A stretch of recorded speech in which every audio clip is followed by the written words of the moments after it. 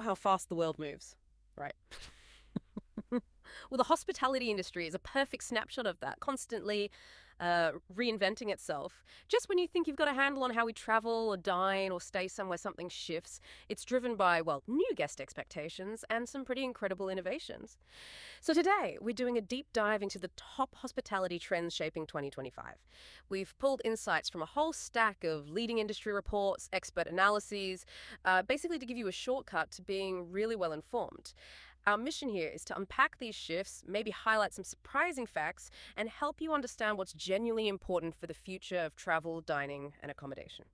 Kicking things off, let's talk about the huge impact of technology, especially AI. It seems like it's quickly moving beyond just hype now, right? It's delivering some serious business value. I was actually really struck by a stat I saw about AI's impact on costs. Big brands like Hilton have already reportedly saved over $1 billion. $1 billion! Just using AI to track and manage energy, water, waste, that's not just a trend, is it? No, absolutely not. It's a game changer. And what's really compelling here is how this isn't just about, cutting costs on the surface. It's about radically reallocating resources. It could free up capital to invest in, say, even better guest experiences or talent development. It really redefines where hotels find those operational efficiencies. And, beyond those back-end savings, AI is transforming how guests interact too.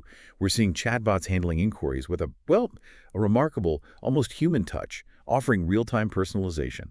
Okay, so on the pricing side then, how smart is this AI getting with room rates? Oh, it's incredibly sophisticated now. We're seeing what's called hyperdynamic AI pricing. So unlike maybe traditional dynamic pricing that looked at historical demand, this hyperdynamic AI factors in a huge real-time mix of external data. Things like local event schedules, competitor pricing, even flight delays, social media buzz. Social media buzz? Yeah, absolutely. It allows for these instantaneous micro-adjustments to maximize earnings for the property. That's fascinating. So what does all this tech mean for the people actually running these places, like the general manager? We're seeing this shift, right, from maybe being very hands-on in operations to focusing more on strategic vision, guest engagement. It seems like it's all about balancing that high-tech efficiency with, that crucial human touch. Exactly. But what new skills do you think are most crucial for hospitality leaders in 2025 to navigate this? And, how can they develop them? That's a really excellent question. I think adaptability is key, and data literacy. GMs need to understand what the data is telling them. But crucially, they also need to foster a culture where technology enhances the human connection. It doesn't replace it. Yeah. It's about using AI for the routine stuff, right? So staff can focus on those really memorable guest interactions. And then on the consumer side, you're seeing generative AI tools like ChatGPT planning entire vacations. Yeah. From flights to dinner reservations, just from a few prompts. That's obviously a huge convenience for travelers, but it makes me wonder, if AI is doing all the planning, does a hotel's online reputation become, even more critical? Oh, absolutely. More critical than ever. If a property doesn't stand out positively in reviews and feedback, it risks being entirely bypassed by those AI-generated travel suggestions. A hotel's digital footprint, its online reputation, that's basically its most powerful marketing tool now. It dictates whether it even shows up in a curated itinerary. Right. Okay, so beyond AI kind of being the ultimate assistant, automation and efficiency are really easing the operational load too. We're seeing tech directly helping with those staffing challenges everyone's talking about. Think about Brewala in Fargo, for instance. I read that 50% of their guests use online check-in. That saves staff hours every single week. Yeah, it's significant.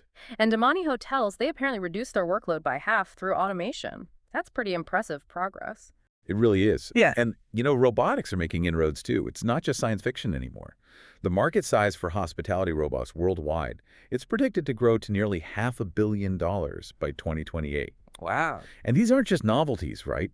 They're handling tasks like cleaning, serving, even carrying luggage in some places. Right. Really freeing up staff for those higher value personalized interactions that, AI can't replicate. And automated guest messaging, that's fast becoming standard, isn't it?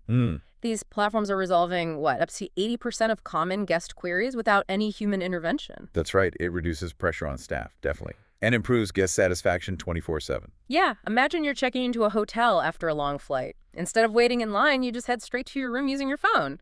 That's the kind of seamless experience this self-service tech is bringing. Like check-in kiosks, mobile room keys, digital concierges. It really boosts the guest journey. And if you connect this to the bigger picture, hotels are smartly moving away from juggling, multiple different systems. They're opting for these all-in-one platforms. They centralize data, give you real-time views, help make faster, better decisions. Of course, this means hotels, resorts, restaurants, they all need to be outfitted with really high-performing, secure, reliable networks, automated networks, really, to handle all these current and future digital innovations. The Internet of Things, IoT, that's also being tapped more and more for smart room tech. Things like thermostats, lighting controls, voice-activated assistants. And how exactly does IoT help with guest preferences? It sounds like more than just, convenience. It is, yeah. Think of IoT as all the smart devices in a room talking to each other and talking back to the hotel's main system. So this means if a guest, say, consistently adjusts the thermostat to 72 degrees, the system learns this, it can actually preset their room for future stays. Oh, okay. It creates this seamless, personalized experience before they even walk in the door. It's about predictive comfort, really. That tech-driven efficiency, it really enables this new era where the guest is truly at the center, like never before. Which brings us neatly to our second major trend: personalization and experience. Hyper-personalization, it seems like it's a core expectation now. Something like 74% of travelers prefer hotels that personalize their stay based on preferences. One size absolutely fits none anymore. Right. And a key insight here is that personalization goes way beyond just using a guest's name in an email. It's about delivering custom offers, room preferences, service options that really match their unique profile, their past behaviors. Yeah. AI is the engine behind this, analyzing everything from booking data and feedback to loyalty profiles to make those really precise recommendations. And it's not just for hotels, right? I saw a study that found an overwhelming 91% of diners value personalized loyalty programs, and half consider them extremely valuable. So restaurants are refining offers using zero-party data. Can you unpack that term a bit? What is zero-party data? Sure. This is crucial. Zero-party data is information that you, the customer, explicitly and willingly share with the business. So think about telling a hotel your specific pillow preference or your dietary needs, or even what kind of local activities you're interested in. Got it. So it's data you give them, not data they guess. Exactly. It's information you volunteer rather than them just inferring it from your past bookings or clicks. It's the most reliable and direct form of personalization data. And this whole guest experience thing, it now starts way before arrival. There's this concept called pre-tailtainment. Pre-tailtainment, that's a new one on me. What exactly does that mean? So think of pre-tailtainment as building excitement and engagement before the guest even sets foot on the property. It could be using, say, virtual reality tours to let them explore a room or the pool area, or maybe interactive digital content showcasing the hotel's amenities and local attractions. Okay, so building anticipation. Exactly. It's all about creating that anticipation. And the experience continues long after they leave, too, maybe with tailor-made digital content to help them relive their stay, which fosters deeper connections. This focus on the guest also brings us to evolving payment expectations. Guests today just expect flexible options, right? Online, in-app, in-person. In fact, I read 55% won't even book if they can't pay the way they prefer. That's a huge number. Yeah, so hotels are adopting these omni-channel payment systems, kind of uniting all the different transactions into one single streamlined flow. That's a powerful shift, absolutely. And you see it in the numbers. Contactless card usage in the U.S. alone, just in hospitality, jumped from maybe 3% back in 2017 to over 25% by 2023. Wow. And the shift to real-time payments, that's truly revolutionizing hotel financial management. A 2024 study found that 82% of small and mid-sized hospitality businesses using real-time payments reported very healthy or even extremely healthy balance sheets. That's a pretty strong indicator of efficiency, isn't it? But what about, like, the next frontier in payment tech? Where might this go? Yeah, that's the logical next question. How far will this go? You're starting to see emerging innovations like blockchain's role in NFT-based bookings. NFTs for hotel rooms? Potentially, yeah. Where a room reservation, or maybe even loyalty points, could be a unique tradable digital asset. We're also seeing experiments with decentralized room reservations.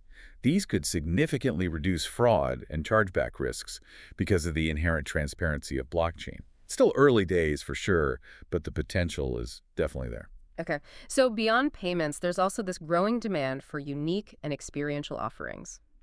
Dining, for example, it's no longer just about the food, is it? It's about the whole experience. Almost 3/4 of diners say they want more experiential options. Right. This could be anything from, I don't know, themed dining rooms, interactive cooking classes, even integrating AR or VR to enhance the ambiance. Exactly. Yeah. Augmented or virtual reality could completely change the feel of a space. And it's not just dining. Beyond standard hotels, there's huge growth in boutique hotels Yeah. and these really unique lodging experiences. We're talking about stays in, like castles, vineyard retreats, luxury teepees even. DKPs. Yeah. These appeal to travelers who are actively seeking distinctive designs and really immersive experiences that go way beyond just a typical hotel room. And hotels themselves are acting more like gateways to local experiences, right? Offering packages with tickets to local concerts or unique attractions. It's a major driver now. Apparently, almost 2/3 of travelers today book a hotel based specifically on its access to those local experiences. It's like the hotel becomes the curator for your adventure. So we've explored how tech is enabling this more guest-centric approach. But beyond that, there's a massive focus now on how the industry operates responsibly. Which brings us to our third big theme, a conscious industry, focusing on sustainability and wellness. Eco-conscious guests are actively choosing green properties. The numbers are pretty clear. 81% consider sustainability important, and over 70% plan to stay in eco-friendly accommodations. That's a clear signal from the market. It really is. Yep. And hotels are responding. They're making sustainability a core priority through concrete actions. Things like energy-saving measures, comprehensive waste reduction programs, and prioritizing local sourcing. For example, partnering with local farms for restaurant ingredients to significantly cut down carbon emissions. Many are also going for green certifications. It makes sustainability a key differentiator in a pretty crowded market. Plus, you got increasing regulatory pressure around energy efficiency, waste reduction, carbon offsetting that's pushing these practices even further. Absolutely. And sort of hand in hand with sustainability is the rise of holistic wellness offerings. Wellness tourism is just booming. It's expected to hit an astounding $1.3 trillion by 2025, Wow. growing faster than any other wellness market. So what does this actually look like in practice for a hotel? Well, the offerings are expanding far beyond just the traditional gym. Think healthy dining options, relaxation-focused decor, and biophilic design. That's all about integrating natural elements like greenery, natural light into hotel spaces to enhance well-being. Makes sense. It really does. And it makes you wonder, how immersive can these experiences get? Hotels are incorporating things like guided nature walks, outdoor fitness classes, mindfulness workshops, even customized wellness itineraries for guests. Some hotels are even designing specific wellness-focused rooms now, equipped with features like in-room air purifiers, circadian lighting. Yeah, the lighting that matches your body clock. Exactly. Helps with sleep cycles. And preloaded meditation apps. It really emphasizes well-being throughout the entire stay. It's not just a service add-on, it's built right into the environment. That's a fundamental shift. These trends, they're fundamentally reshaping travel patterns and business models, too. So let's delve into our next major area. How the ongoing acceptance of remote and hybrid work is fueling the rise of workations, working from a vacation spot, and leisure travel, extending business trips for leisure. Right, the lines are blurring. And business travel itself has bounced back impressively. It's expected to surpass its pre-pandemic spending level, which was $1.4 trillion this year. That's huge. It is. And this has led hotels to smartly adapt. They're investing in co-working spaces, like Workspaces by Hilton, for example, providing reliable high-speed internet, offering specific work-from-hotel packages. They're really becoming top choices for digital nomads. It's a completely different kind of business traveler now. This shift is also driving totally new business models and revenue streams for hotels. We're seeing this trend of unbundling services gaining momentum, allowing guests to pay only for specific things, like housekeeping or breakfast, instead of an all-inclusive rate. But does this risk maybe alienating guests who prefer that all-inclusive experience? Or does it primarily appeal to a new segment of, cost-conscious travelers? It's a great point. It likely caters to both, actually. For some, it offers greater control and maybe better value. But for others, the convenience of all-inclusive is still paramount. It really forces hotels to understand their different market segments very clearly. What's also fascinating here is how hotels are increasingly monetizing what they call third spaces. Third spaces. Yeah, places like lobbies, lounges, gyms, those co-working areas we mentioned. They're looking to generate additional revenue per available meter, or RevPM. RevTM. So basically revenue from square footage beyond just the guest rooms. Exactly. It's about optimizing every square meter of the property, attracting both locals and guests, creating a more dynamic and, frankly, more profitable space. We're also seeing subscription-based services for accommodation and travel starting to emerge. Like a Netflix for travel. Kind of, yeah. Aiming to streamline travel planning by offering savings or curation. Think Alaska Airlines Flight Pass or Inspirato's luxury travel subscription. And on the dining side, you have ghost kitchens. These delivery-only kitchens optimized for off-premise dining. They're expanding incredibly rapidly. Right, I've heard about those. Yeah, projected to grow from about $3.5 billion in 2023 to over $100 billion by 2030.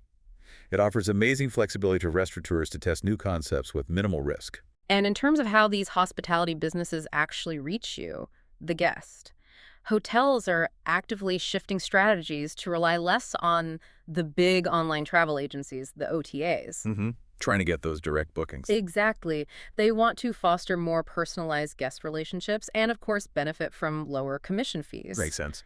So direct bookings are gaining momentum through better, more intuitive booking engines and really targeted marketing using tools like Google Hotels. And don't forget social media marketing, especially for restaurants. It's vital. Platforms like TikTok are driving real-world action. Get this. 38% of U.S. TikTok users visited or ordered food from a restaurant after seeing it on the app. 38%, that's huge influence on dining decisions. Wow. Okay, so we've discussed these really powerful global shifts, but how do they actually play out in a specific, rapidly developing market? Let's zoom in on a region that seems poised for massive transformation and see how these trends are landing on the ground. The Philippines hospitality market. This market is forecast to grow from over $7.5 billion in 2025 to nearly $11 billion by 2030. That's advancing at a strong annual growth rate of over 7%. Yeah, and a key driver there is consistent government investment. They've earmarked really significant funds for airport modernization, upgrading dozens of airports across the country. Plus, there are these mega projects underway, like the new Manila International Airport. It's designed to eventually host up to 200 million passengers a year. Wow, 200 million. Yeah, it clearly signals a massive commitment to boosting tourism infrastructure. And this is helped by expanded international air connectivity too, right? Yeah. New direct links from secondary hubs like Clark, Cebu, Calibo that diversifies entry points and should boost hotel occupancy outside Metro Manila. Definitely spreads the benefit. Plus, domestic travel demand is just soaring. It grew over 70% in 2023 alone, partly due to that revenge travel effect after the pandemic, but also something called holiday economics, long weekends. Ah, yes. Holiday economics. Yeah. That refers to the government strategically declaring additional long weekends specifically to boost domestic tourism. It directly impacts travel patterns and, of course, hotel occupancy. What's also compelling there is the surge in UMEC business meetings, incentives, conventions, and exhibitions. It's accelerating rapidly, and that's validated by Manila winning the 2028 Rotary International Convention. They're expecting something like 25,000 delegates. 25,000 people. Okay, so it sounds like massive growth potential, but what are the challenges the country faces in actually supporting all this? Well, there are certainly some significant hurdles. The Philippines faces high vulnerability to natural disasters, typhoons, earthquakes. These can obviously disrupt operations severely, like we saw with Borate's closure and rehabilitation a few years back. Right, that was major. Indeed. And insufficient infrastructure in some of those secondary destinations, things like roads, reliable power, waste management, that still limits growth in some really promising islands. And skilled labor shortages persist across the national hospitality industry. That's a critical constraint when you're trying to scale up service quality. Plus, you have issues like overcrowding and environmental degradation at some of the most popular hotspots. That's always a tricky balance. Always. But looking at the market segments, by accommodation type, hotels still command nearly half the revenue share. But service departments and condotels, they're projected to be the fastest growing segment, almost 10% annual growth. That tells us travelers are increasingly seeking more home-like amenities, maybe for longer stays, mixing that work and leisure. Makes sense. And by purpose of visit, leisure and holiday travel make up the vast majority, around 3/4 of the market. But interestingly, those MIC bookings posted the highest projected growth, nearly 10% annually. So that's very exciting for business tourism development. Definitely a sector to watch. And in terms of tourist type, domestic travelers account for almost 80% of the market share currently. That provides a really strong, stable foundation. But international arrivals are set for robust growth too, projected around 9% annually. Okay, and booking channels. The OTAs, the online travel agencies, held a big share in 2024, over 64%. Yet direct booking channels are recording strong growth, over 8% annually. And that seems tied to hotels adopting better cloud-based property management systems, PMS, and CRM solutions. Yeah, they're getting smarter about capturing those direct bookings.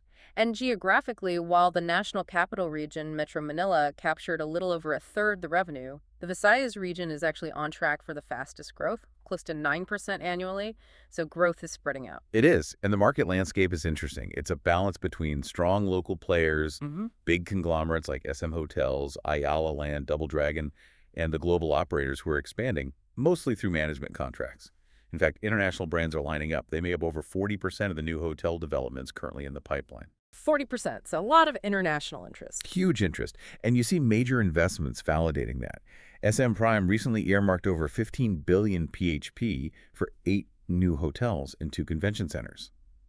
Ayala Land has a $500 million plan to double its room supply by 2030. Wow, those are enormous investments. It really signals confidence in the future of the market there. Absolutely. So as we've seen, the hospitality industry is really in this exciting, dynamic phase of transformation. It's driven by these incredible technological advancements, constantly evolving guest expectations, and this growing emphasis on sustainability and unique experiences. It really feels like it's all about finding that perfect balance, doesn't it, between the high-tech efficiency and that irreplaceable human connection. It really does. And looking ahead, how will this increasing blend of physical and digital experiences, coupled with that relentless focus on hyper-personalization, how will that redefine your expectations as a traveler or diner for what hospitality truly means in the years to come? And maybe, where might you seek out your next surprising and unique stay? Something to think about.